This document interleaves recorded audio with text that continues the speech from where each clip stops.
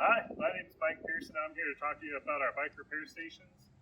These stations are at each of our Norman Public Libraries. We got them through a health literacy grant through the Oklahoma Department of Libraries and the Institute of Museum and Library Services. So special thanks to those organizations. All right, the first thing we could do is use the mounting rack to put the bike up to make it easier to repair. And you can do so by just putting it right underneath the seat. Okay, so for our bike repair stations, we have quite a few set of tools. First, we have a flathead, a Phillips. We have tire levers. We have 2 tire levers.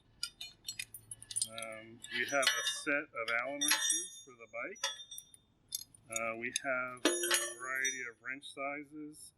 We have 6, 11, 8, 10, 15, and 32 millimeters. So the Allen wrench kit has a number of sizes, so depending on your bike, you can select the size you need and tighten up anything that's loose.